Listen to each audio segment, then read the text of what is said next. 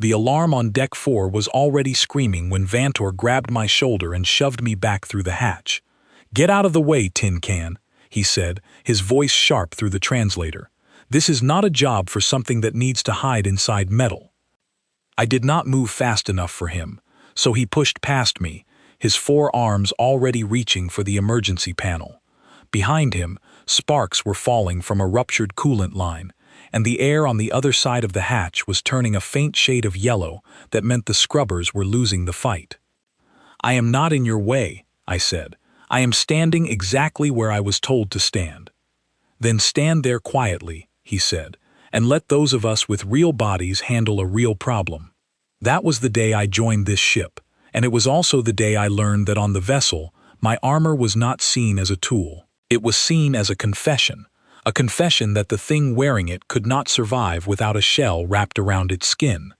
My name is Callum Hart, and 6 months ago I did not know that my own species would become the punchline of an entire deck. It started small. A joke here, a raised eye ridge there.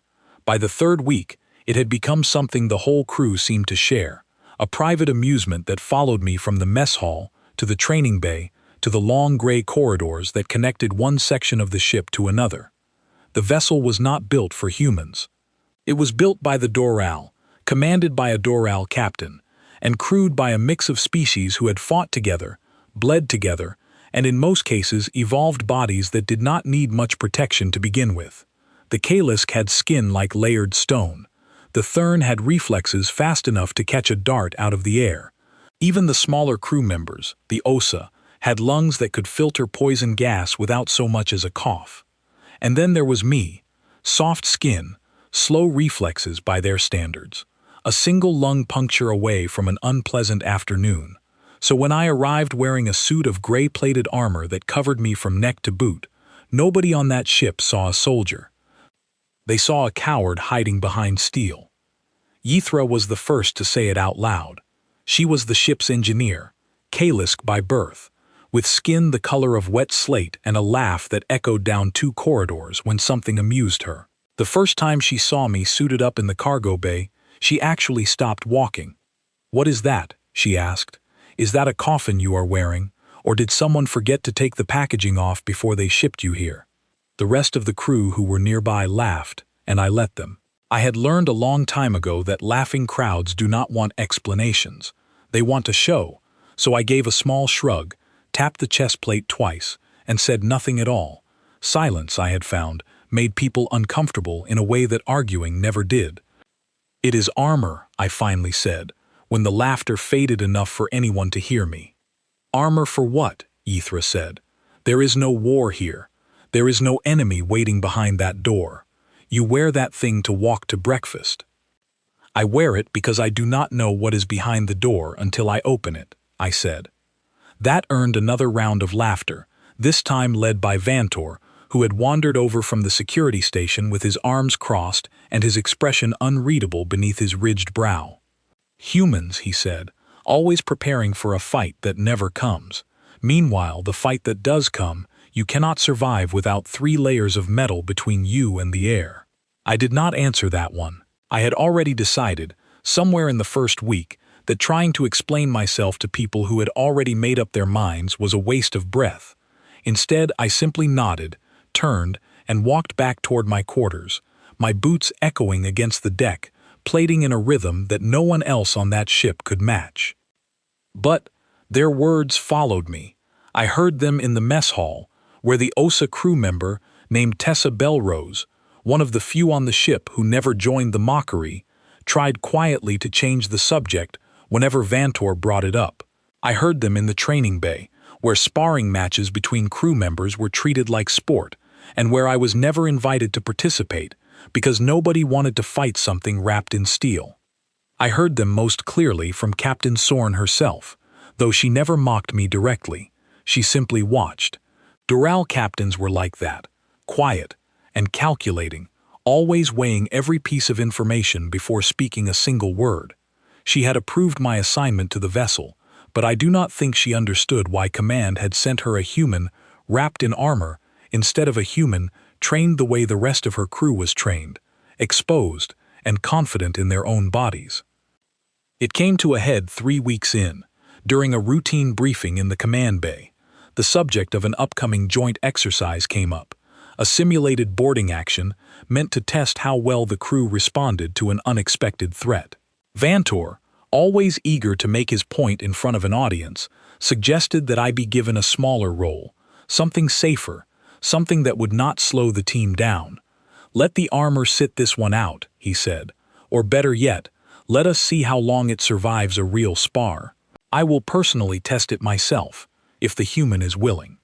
The room went quiet in the particular way rooms go quiet when everyone is waiting to see if someone will take the bait. I looked at him for a long moment.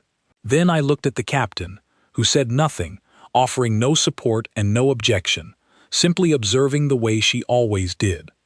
"I accepted," I said. "Name the time." Vantor smiled, if that expression could be called a smile on a face built the way his was. "Tomorrow," he said, "Training Bay 3. We will see what the tin can is really made of." That night, alone in my quarters, I sat on the edge of my bunk and looked at the armor resting on its stand across the room. The plating had a dull shine under the low light, scarred in places from wear, familiar in a way nothing else on this ship had become to me yet. They did not understand what it was for. They saw protection and assumed it meant fear. They saw preparation and assumed it meant fragility. On their worlds, strength lived in the body. Claws, scales, reflexes bred over millions of years of survival. On my world, strength had always lived somewhere else. It lived in the tools we built, the plans we made, and the stubborn refusal to ever assume that today would be a calm day. I thought about explaining that to Vantor. I thought about explaining it to Ithra, to the captain, to anyone who would listen. But I had learned something else in my time serving alongside people who did not understand humans. Words rarely changed minds that had already decided what they believed. Sometimes you had to let people see it for themselves. I reached over and ran my hand along the edge of the chest plate, feeling the small dents and scratches that told their own quiet story. This armor had been with me through training exercises on 3 different worlds. It had kept me breathing in an atmosphere that would have dissolved lungs like theirs within seconds. It had shielded me from debris during a shuttle malfunction that the official report still listed as a near miss. None of that meant anything to a crew who had never needed such things themselves. Let them mock it, I thought. Let them laugh in the mess hall and joke in the corridors, and place their friendly bets on how long I would last in a sparring match designed to embarrass me. None of that changed what the armor actually was. It was not a confession of weakness. It was the result of a species that had learned, over centuries of hard lessons, that the worst moment always arrives when you are least prepared for it, and that the only real defense against that truth is to always assume it is coming. The next morning, I walked to Training Bay 3 exactly on time. The room was already crowded. Word had spread fast, the way it always did on a ship where entertainment options were limited, and gossip filled the gaps. Ithra was there, arms crossed, a knowing look on her stone-colored face. Several members of the security team had gathered along the far wall, murmuring to each other in low voices. Even Tessa Belrose had come, standing quietly near the door, her expression harder to read than the others. Vantor stood in the center of the mat, already stretching his 4 arms, clearly enjoying the attention. "There he is," he said when I entered. "The tin can arrives." I said nothing. I walked to the edge of the mat, checked the seals on my gloves, and waited. "This is only a demonstration," Vantor said, loud enough for the whole room to hear. "Nothing lethal. We simply want to see how the armor holds up under real pressure. Perhaps then the crew will understand why a human needs so much protection just to walk through a door." I nodded once. "Understood," I said. The captain entered a moment later, taking her place near the observation window, her 4 eyes tracking the room without a single word. Her presence did not stop the murmuring, but it did quiet it, just slightly, just enough that I could hear my own breathing inside the suit. Vantor turned to face me, dropping into a ready stance that looked almost lazy, the kind of confidence that came from a body built for speed and force, that had never once needed backup. "Whenever you are ready," he said, still smiling. I lifted my hands, settled my weight the way I had been trained to, and did not smile back. "Let us begin," I said. The room held its breath, and for the first time since I had come aboard the vessel, nobody was laughing. Vantor moved first, faster than I expected even after weeks of watching him cross the corridors of the vessel. His arm swept toward my shoulder, not aiming to cause harm, only to test the plating, to see how it would hold against a Thurn strike thrown at half strength. I turned with the motion instead of against it, letting the armor absorb the impact and redirect my balance rather than fight it head-on. He staggered back a step, surprised, and the room around us went a little quieter. "Not bad," he said, resetting his stance. But that was only a greeting. He came again, and this time I felt the full weight of his strength land against my forearm as I raised it to block. The plating held, though the force of it traveled through my bones in a way that reminded me exactly why I trained the way I did. I stepped back, found my footing, and did not fall. The room was silent now. Even Ythra had stopped smiling. We continued for several minutes, each exchange faster than the last, each one testing something different: my speed, my balance, the limits of the plating across my shoulders and chest. I was not trying to defeat him. I understood the purpose of the exercise, and defeating a security officer with superior reflexes was never the point. The point was survival. The point was proving that the thing they called a coffin was, in fact, doing exactly what it was built to do. When the match ended, called by the captain after Vantor missed a strike badly enough to nearly lose his footing, I was breathing hard, sweat gathering beneath the suit, but standing. Vantor straightened, rubbing his forearm where the plating had met his strikes more times than his fists had met open skin. "That was better than expected," he admitted, though his tone still carried an edge of doubt. "But a sparring mat is not a battlefield. We will see how the tin can perform when it actually matters." I did not respond. I simply nodded, collected myself, and left the training bay while the murmuring crew tried to decide what they had just watched. It would be nearly 2 weeks before I understood exactly what Vantor meant, and by then the lesson would not come from a friendly demonstration on a padded mat.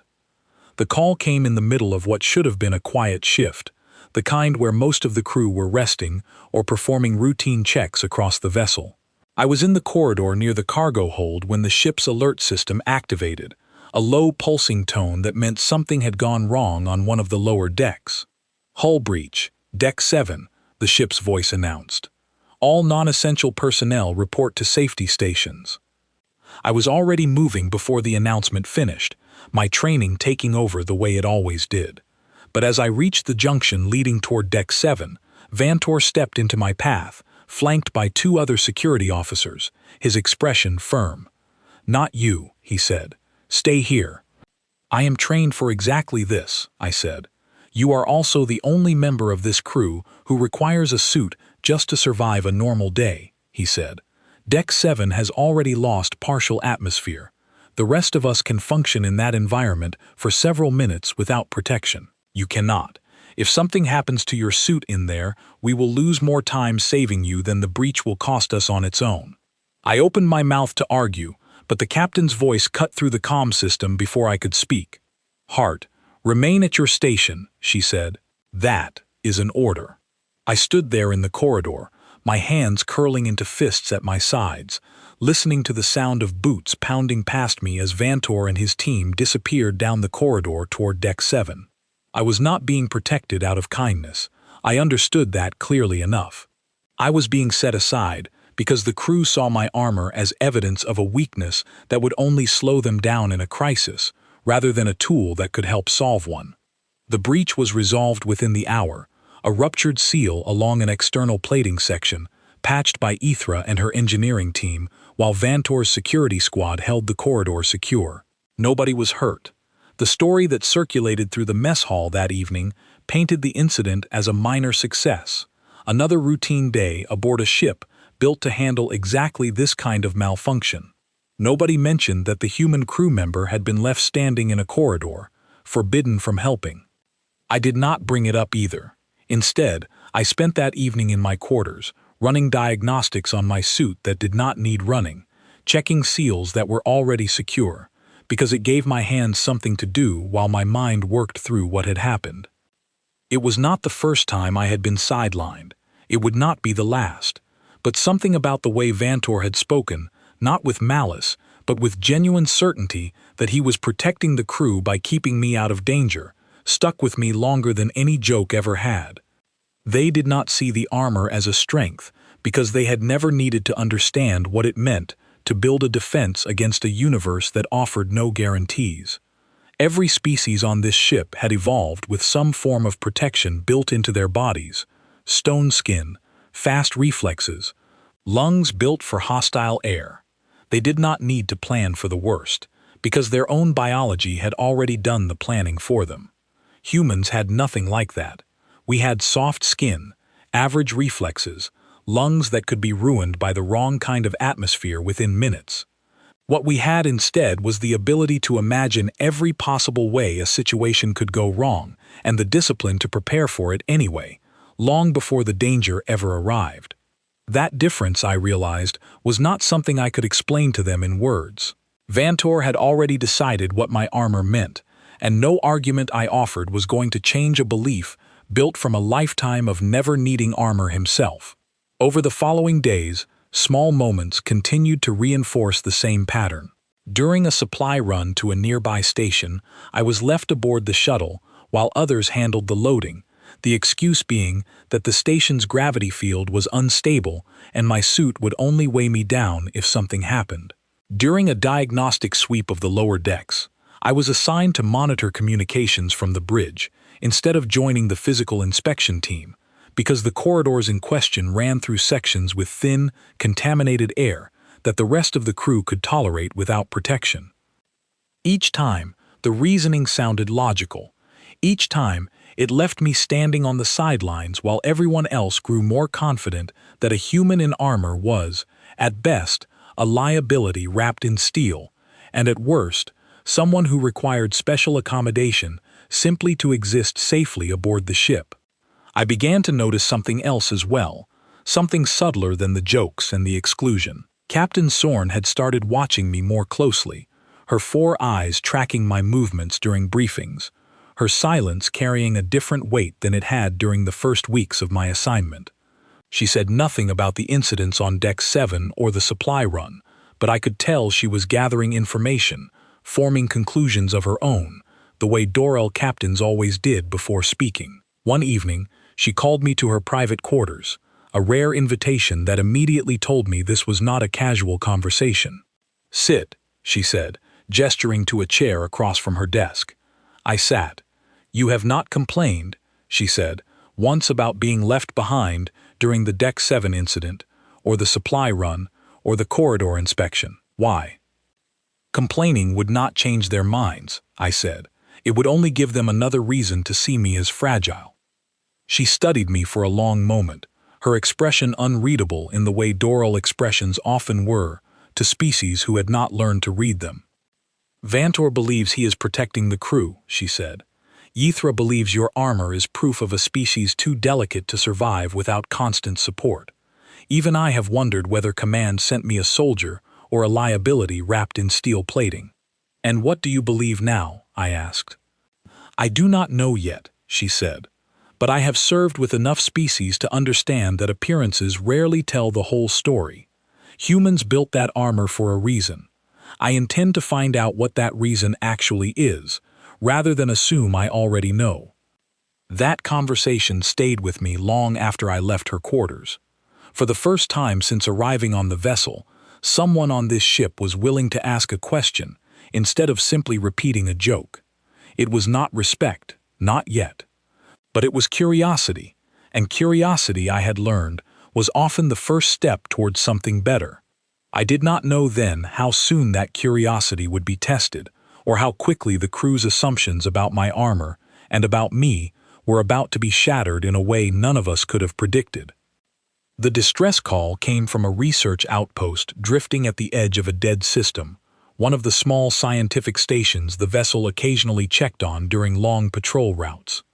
The message was short and broken, cut off halfway through a sentence about a radiation leak from a failed containment core. Then silence. Captain Sorn ordered an immediate course change, and within the hour we had docked alongside the outpost, its outer hull scarred and dark, most of its running lights dead. The moment the airlock opened, the ship's sensors confirmed what the broken message had suggested. Radiation levels inside the station were climbing steadily, already well beyond what most of the crew could tolerate for more than a few minutes. Ethra's scans showed the containment core in the station's lower level was failing fast, venting particles into corridors that had once been safe enough to walk through without a second thought. 3 researchers were still alive inside, trapped near the core itself, cut off from the evacuation route by a collapsed section of corridor. Vantor was the first to move toward the boarding team, his 4 arms already checking his equipment, his confidence as steady as it always was. But even from where I stood, I could see the readouts on his wrist display, numbers climbing higher than any Thurn body was built to survive for more than a short window of time. "We do not have long," Ethra said, studying her own readings. "That core is going to breach fully within 20 minutes. Anyone without proper shielding who goes in there will not last through the rescue." "Then we move fast," Vantor said, adjusting his gear. I stepped forward before anyone could object. "I have shielding rated for exactly this kind of exposure," I said. "My suit was built for environments your bodies were never designed to survive. Let me go." The room went quiet, in a way I recognized immediately, the same quiet that had followed every joke about my armor since the day I arrived, except this time it did not feel like mockery. It felt like hesitation. Vantor turned to look at me, his expression harder to read than usual. "Your armor slows you down," he said. "This requires speed as much as protection." "It requires both," I said, "and right now, I am the only one aboard this ship who has both." Captain Sorn's voice came through the comm system before anyone could argue further. "Let him go," she said. "Vantor, prepare a secondary team in case additional support is needed. Hart, you have full authorization." I did not wait for further discussion. I moved through the airlock and into the station, my suit's internal systems already adjusting to the radiation levels climbing around me, filtering the air, reinforcing the plating along my chest and limbs, running quiet calculations that told me exactly how much time I had before even my equipment would begin to fail. The corridors inside the station were dim, lit only by emergency lighting that flickered every few seconds as the failing power systems struggled to keep basic functions running. I moved quickly, following the layout Ethra had transmitted to my suit's display, tracking the path toward the collapsed section where the researchers were trapped. The radiation readings climbed steadily as I went deeper, numbers that would have been lethal to nearly every species aboard the vessel within minutes. My suit compensated, layer after layer of shielding doing exactly what it had been built to do, exactly what generations of engineers back home had designed it for, planning for a moment just like this one long before I had ever stepped foot on the vessel. I found the collapsed corridor exactly where the map indicated, a section of ceiling that had given way, blocking the direct path to the containment area. Beyond the rubble, I could hear voices, faint and strained, calling out for help in a language my suit's translator struggled to fully process through the static of failing communications. "I am coming," I called back. "Stay where you are." Clearing the rubble by hand would take too long. Instead, I located a support strut still holding part of the ceiling in place, and used it as leverage, working methodically rather than frantically, trusting the plating along my arms and shoulders to handle the strain of moving debris that would have crushed unprotected limbs in seconds. It took nearly 10 minutes. Minutes I could feel ticking away against the countdown Ethra had given before full containment failure. But the path opened eventually, wide enough for me to reach the 3 researchers huddled together on the other side, their own protective gear clearly insufficient for radiation levels this severe. They were a small alien species, thin-limbed and pale-skinned, their eyes wide with a mixture of relief and disbelief as I appeared through the gap in the rubble. "You came alone," one of them said, her voice shaking. "I came prepared," I said. "Follow me. Stay close." The return path was harder, the radiation levels climbing even further as the core continued its slow collapse behind us. I positioned myself between the researchers and the worst of the exposure, wherever the narrow corridors allowed, my suit absorbing what their thinner protective gear could not fully block. We reached the airlock with barely 3 minutes to spare before Ithra's countdown reached its end. The moment the outer door sealed behind us, the containment core finally gave way, a surge of energy rippling through the station's remaining systems before the automated failsafes shut everything down entirely. I helped the 3 researchers aboard the vessel, their thin bodies trembling from exposure and exhaustion, and only once they were safely in the medical bay did I finally allow myself to stop moving, standing quietly in the corridor while my suit's systems ran a final diagnostic on the radiation I had absorbed during the rescue. The numbers on the display were high, higher than anything my body would have survived without the layers of protection built into every inch of that armor, and yet I was standing, breathing normally, completely unharmed beneath the plating that Vantor had once called a coffin. Word of the rescue spread through the ship quickly, the way stories always did aboard a vessel with limited entertainment and abundant curiosity. But this time, the story was not told with laughter. It was told with a kind of careful quiet, crew members glancing my way in the corridors with expressions I had not seen directed at me before. Ythra found me later that evening in the observation deck, staring out at the dead system we were preparing to leave behind. "You should not have survived that exposure," she said, without any of the mockery that usually colored her voice. "Even Kalisk's skin would have suffered permanent damage in there." "I built my life around not needing to survive by luck," I said. "I plan for what could go wrong, and I prepare for it long before it happens. That is not weakness. That is simply how my species has always approached the universe." She was quiet for a moment, studying the readouts still displayed on my wrist unit from the rescue. "I thought your armor was compensation," she said finally, "for a body that could not otherwise survive out here. And now," I asked. "Now I am not certain what I thought was true," she said. Vantor did not seek me out that evening, but I noticed a change in the way he carried himself during the following shift. A quiet reconsideration replacing the confident dismissal that had defined every interaction between us since my first day aboard the vessel. He did not apologize, not yet, but he no longer called my armor a coffin, and he no longer suggested that I stay behind during routine assignments. Captain Sorn summoned me to her quarters again 2 days later, the same private meeting space where our first real conversation had taken place. "You saved 3 lives today," she said, "that my crew could not have saved on their own. I have reviewed the radiation data from that rescue. No member of this crew, myself included, would have survived exposure at those levels for more than a few minutes." "I did not do anything special," I said. "I simply used the tools my species has always relied on." "That is precisely my point," she said. "Your species did not evolve stone skin or radiation-resistant lungs. You built armor instead, engineered a solution rather than waiting for biology to provide one. I have commanded ships for over 30 cycles, and I have never fully understood why humans approach danger the way they do, until today. I did not know how to respond to that, so I said nothing, waiting instead to see where her thoughts were leading. "I want to understand it fully," she said. "Not through a single rescue, but through you.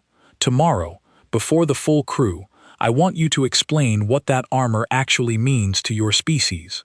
Not with words alone, if you are willing to show them directly." I understood immediately what she was asking, and for the first time since arriving on the vessel, I did not feel hesitation at the thought of standing before the entire crew. "I will be ready," I said. She studied me for a long moment before nodding once, the closest thing to approval I had seen from her since the day I came aboard. "Tomorrow, then," she said, "let us see what the rest of this crew learns when the armor finally comes off."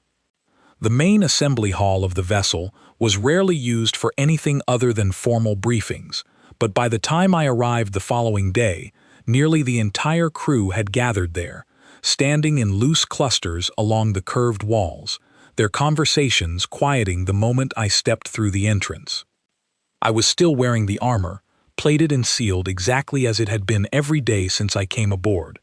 Vantor stood near the front of the room beside Yithra, both of them watching me with an expression I had not seen from either before, something between curiosity and quiet respect that neither of them would have openly admitted to feeling only weeks earlier.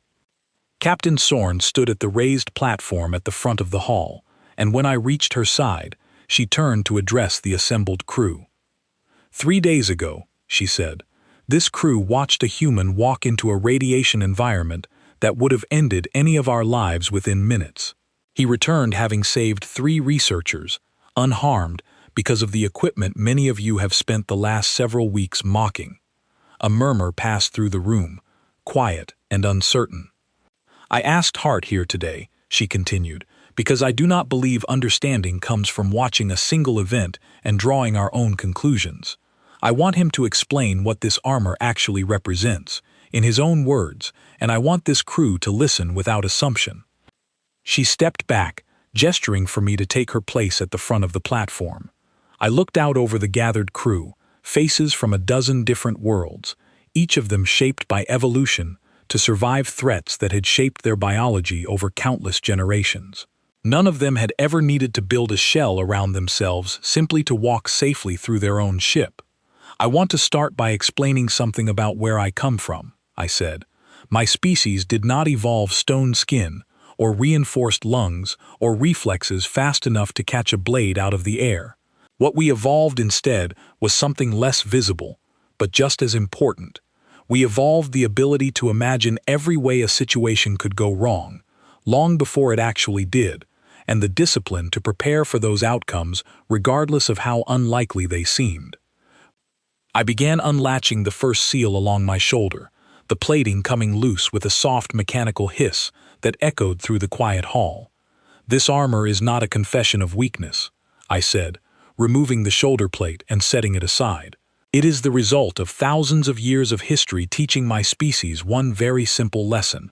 Comfort is temporary, danger is patient, and the moment you assume today will be safe, simply because yesterday was, is usually the moment everything changes. I unlatched the chest plate next, feeling the weight of it lift away as I set it down beside the shoulder piece. Beneath it, my simple underlayer was visible, thin and unremarkable compared to the plating that had covered it moments before. Every species in this room carries its own defense built directly into its body, I continued. The Kalisk do not need armor because their skin already serves that purpose. The Thurn do not need heavy protection because their reflexes already outmatch most threats before those threats ever fully arrive. You were each given tools by evolution that never required conscious thought to use. I removed the gauntlets next, one at a time, my bare hands exposed to the recycled air of the assembly hall, for the first time in longer than I could easily remember. Humans were given none of that, I said. We are slower than most of you, softer than most of you. Our bodies offer very little natural protection against nearly everything this galaxy has to offer. And so, instead of waiting for evolution to solve a problem it never solved, we built the solution ourselves. I unlatched the leg plating, setting each piece down in a neat row beside the others, until finally, only the simple base suit remained, thin fabric offering none of the protection the plating had provided only minutes before. This is not a costume, I said, gesturing to the pile of armor now resting at my feet. It is not decoration, and it is not proof that the person wearing it cannot survive without help. It is the physical expression of a single idea that my species has carried with us since long before we ever left our own world. Prepare for the worst, not because you expect it every day, but because the day it finally arrives will not send a warning first. The hall was completely silent now, every face turned toward me, toward the small pile of plating resting on the floor, and toward the ordinary body standing exposed in front of an audience that had spent weeks assuming that body needed constant protection simply to function. Vantor, I said, looking directly at him for the first time since removing the last piece of armor. You once told me that this suit slows me down, that it exists only to compensate for something I lack. You were partly right. I do lack something. I lack your natural speed. I lack Ithra's reinforced skin. I lack the biology that allows most of this crew to walk into danger without a second thought. He said nothing, his forearms hanging loosely at his sides, his expression unreadable. But what I do not lack, I continued, is the ability to look at every possible outcome of a situation and prepare for the one that could kill me, long before it ever happens. That is not fear. That is not weakness. That is simply how my species has survived long enough to build ships like this one, and stand alongside species who evolved every advantage we never had. Ithra stepped forward slightly from where she stood near the front of the gathered crowd. You said this armor is a solution your species built, she said. Built to solve what, exactly? Built to solve the fact that we are fragile, I said, without hesitation. We have always known that about ourselves. Every human who has ever lived has understood, on some level, that our bodies are not built to survive most of what exists beyond our own world. So instead of pretending otherwise, we built tools that let us survive anyway. Armor, weapons, ships, contingency plans layered on top of contingency plans. Not because we expect disaster every single day, but because we have learned, over and over again throughout our history, that disaster does not send a warning before it arrives. I bent down and began collecting the plating from the floor, piece by piece, returning each part to its place along my body, with the same careful precision I had used to remove it only minutes before. This armor mocked, I said, fastening the chest plate back into position, is not something I wear because I am afraid of what might happen. I wear it because I have learned never to assume nothing will happen at all. That lesson has kept humans alive through disasters your species never had to face, because your own bodies already carried the protection ours never did. I finished securing the last of the plating, the familiar weight settling back across my shoulders and chest, and turned to face the captain. That is what this armor means, I said. Not weakness, preparation. And preparation, in my experience, has never once been something to mock. The silence that followed stretched longer than any silence I had experienced since arriving on the vessel. Nobody laughed, nobody whispered. Even Vantor, who had spent weeks treating my armor as a joke worth repeating in every corridor of this ship, stood perfectly still, his expression shifting slowly from doubt into something that looked, for the first time, like genuine consideration. Captain Sorn stepped forward to stand beside me once more, addressing the crew with the same calm authority she always carried. I have served with many species during my time in command, she said, and I have learned that assumptions about strength are often the most dangerous assumptions a crew can carry. We assumed a suit of armor meant fragility. We assumed preparation meant fear. Today, this crew has learned that both assumptions were wrong, and I expect every member of this ship to carry that lesson forward. She turned to look directly at me. Thank you, Hart, she said, for showing us rather than simply telling us. I nodded once, the weight of the armor settling comfortably back into place, familiar and steady, exactly as it had always been. The crew began to disperse slowly, their conversations quieter than usual, their glances toward me carrying none of the mockery that had followed me through every corridor since the day I first came aboard. Something had shifted in that hall, something I suspected would take longer than a single day to fully settle, but the first crack in their assumptions had finally appeared, and I intended to make certain it never closed again. In the days that followed the gathering in the assembly hall, I noticed a difference in the ship itself, subtle at first, then impossible to ignore. Conversations in the mess hall no longer quieted into laughter when I entered.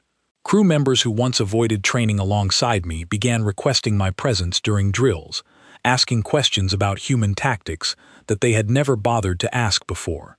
Even the corridors seemed to carry a different rhythm, the mockery replaced by something closer to curiosity, and in some cases, something closer to respect. Vantor found me 3 days later in the training bay, alone, running through a set of exercises I performed most mornings regardless of whether anyone was watching. He stood in the doorway for a long moment before stepping inside, his forearms hanging loosely at his sides, none of the confidence from our first sparring match visible in his posture now. "I owe you something," he said, before I had a chance to greet him. You do not owe me anything, I said, continuing my exercises without pausing. He shook his head, a gesture I had learned meant disagreement among the Thurn. I mocked your armor from the day you arrived, he said. I called it a coffin. I suggested you be left behind during situations I believed you could not survive. I was wrong on every account, and a Thurn does not walk away from being wrong without acknowledging it properly. He extended one of his forearms toward me, palm turned upward, a gesture I recognized from the brief cultural training I had received before joining this crew. It was the traditional sign of respect among his people, offered rarely, and never without genuine meaning behind it. I stopped my exercises and turned to face him fully, extending my own hand to meet his in the same gesture. You were not entirely wrong, I said. My armor does mean I need help, your body does not require. That part was true from the beginning. What you missed was the reason behind it, and I understand why. Your people never needed to build a defense the way mine did. It is difficult to respect a solution to a problem you have never personally faced. It will not be difficult any longer, he said, releasing my hand. I have already spoken with the security team. Human protocols will no longer be treated as an afterthought during our exercises. If anything, I suspect we have quite a lot to learn from how your species prepares for situations the rest of us assume will never happen. That conversation stayed with me longer than I expected, not because of the apology itself, though it mattered more than I let on, but because of what it represented.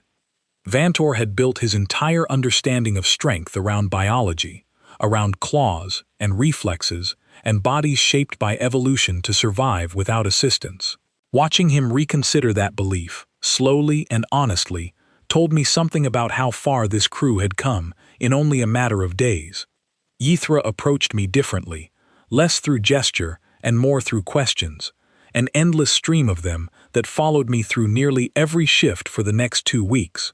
She wanted to understand the engineering behind my armor, the materials, the systems, the layered shielding that had allowed me to survive radiation exposure that would have ended her own life within minutes. You built this yourselves, she said one afternoon, examining a diagnostic display of my suit's internal systems that I had shared with her engineering team. Humans designed every layer of this without any natural advantage to build from. We had no other choice, I said. Our bodies gave us nothing to work with, so we built everything else instead. She was quiet for a long moment, studying the readouts with an expression I had not seen from her before, something closer to genuine appreciation than the dismissive curiosity she had shown during our first weeks together. I think I understand now, she said finally, why your species approaches danger so differently from the rest of us. You have spent your entire history assuming the worst is coming, because your bodies never gave you the luxury of assuming otherwise. That is exactly it, I said. Captain Sorn called me to her quarters one final time before we reached our next destination, a routine stop at a fleet outpost where reports from recent patrols would be filed and reviewed by command. She gestured for me to sit, the same private meeting space where our earlier conversations had taken place, though the atmosphere between us now carried none of the uncertainty from those first exchanges. I have completed my report on the incident at the research outpost, she said, along with a detailed account of the demonstration you gave before the crew. I intend to submit both directly to Fleet Command, along with a recommendation. What recommendation? I asked. That human equipment protocols be reviewed across every vessel in the fleet that carries mixed-species crews, she said. I have served alongside many species during my career, and I have never seen a piece of standard equipment so thoroughly misunderstood by those unfamiliar with the philosophy behind it. If this crew nearly cost itself a valuable asset through simple assumption, I suspect other crews across the fleet have made the same mistake, likely without ever realizing it. I considered her words carefully before responding. The armor itself is not complicated, I said.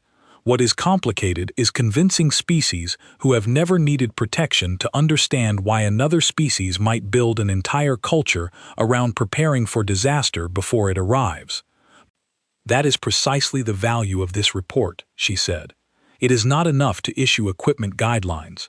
Fleet Command needs to understand the reasoning behind human approaches to danger, not simply the technical specifications of your gear. I intend to make certain that understanding reaches every commander who serves alongside a human crew member from this point forward. I do not know how far her report traveled, or how many other ships across the fleet eventually reconsidered their own assumptions about the strange, cautious species that had joined their ranks. But I understood, sitting in that quiet room aboard the vessel, that something larger than a single crew's opinion had shifted because of what happened during those first difficult weeks. Species who had spent generations relying on their own bodies for protection were beginning to understand that strength could take forms they had never considered before. Not claws, not reflexes, not skin built to withstand what would kill a softer creature in seconds. Sometimes strength looked like armor, built piece by a species that had learned, over centuries of hard lessons, that the universe rarely offers a warning before it turns dangerous. The following morning, I returned to the training bay as I did every day, my armor secured exactly as it always was, plate by plate, seal by seal, until the full weight settled comfortably across my body. Vantor was already there, along with 2 other members of the security team who had begun requesting sessions to understand human defensive techniques more closely. "Ready when you are," Vantor said, his tone carrying none of the mockery from our first encounter. I nodded, taking my place across from him on the mat, exactly as I had during that first demonstration weeks earlier. But this time, there was no crowd gathered to watch a joke play out. There was no captain observing quietly from the side, waiting to see whether the tin can would survive its first real test. There was only a crew that had learned, through hard evidence rather than simple argument, that appearances rarely told the whole story. As we began our exercise, I thought about the pile of armor that had rested on the floor of the assembly hall only weeks earlier. The moment when every crew member aboard the vessel finally understood what that plating actually represented. It was not a shield against fear. It was not compensation for a body that could not otherwise survive. It was the physical expression of a lesson my species had carried since long before any of us left our own world, a lesson written into every ship we built, every piece of equipment we carried, every plan we made, long before disaster ever arrived to test it. Prepare for the worst, not because you expect it every single day, but because the day it finally comes will not announce itself first. I did not know what challenges waited for us beyond this system, what dangers the vessel would eventually encounter as we continued our patrol routes through unfamiliar space.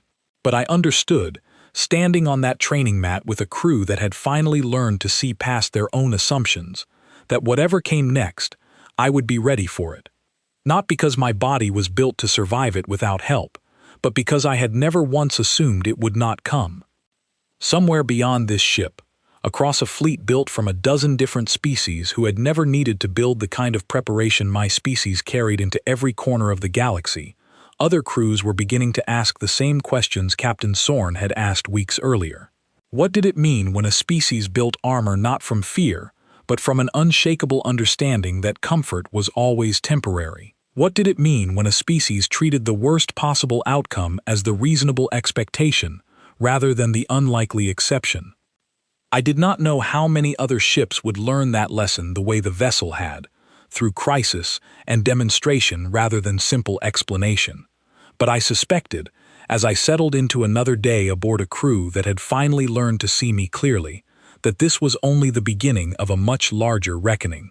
One where an entire galaxy of species, each shaped by evolution to survive in their own particular way, would finally come to understand what humanity had always known.